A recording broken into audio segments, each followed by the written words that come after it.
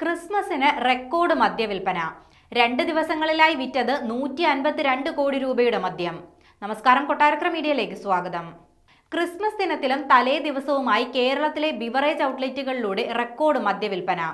Christmas ദിനത്തിലെയും തലേ ദിവസത്തെയും മദ്യവിൽപ്പനയുടെ കണക്കുകളാണ് beverages corporation പുറത്തുവിട്ടത്.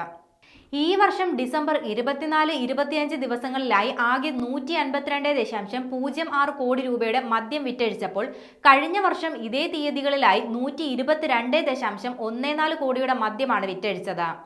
ക്രിസ്മസ് ദിനമായ 25-നും തലേ ദിവസമായ 24-നും മദ്യവിൽപ്പനയിൽ കഴിഞ്ഞ വർഷത്തേക്കാൾ 24.5% വർധനവുണ്ടായിട്ടുണ്ട്. അതായത് 29.92 കോടിയുടെ വർധനവാണ് വരുമാനത്തിലുണ്ടായത്. ഈ വർഷം ഡിസംബർ 25-ന് ബിവറേജസ് ഔട്ട്ലെറ്റുകളിലൂടെ 54.64 കോടിയുടെ മദ്യമാണ് വിറ്റഴിച്ചത്.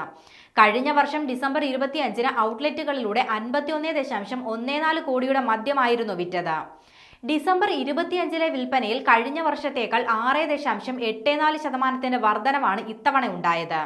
ഈ വർഷം ഡിസംബർ 24-ന് ഔട്ട്ലെറ്റുകളിലൂടെ 71.4 കോടിയുടെയും വെയർഹൌസുകളിലൂടെ 26.02 കോടിയുടെയും അടക്കം ആകെ 97.42 കോടി രൂപയുടെ മദ്യമാണ് വിറ്റഴിച്ചത്. 2023 ഡിസംബർ 24-ന് ഔട്ട്ലെറ്റുകളിലൂടെ 71 കോടി രൂപയുടെ മദ്യമായിരുന്നു വിറ്റഴിച്ചത്. ഡിസംബർ 24-ലെ വിൽപ്പനയിൽ 37.21% വർധനവാണ് ഇത്തവണ ഉണ്ടായത്.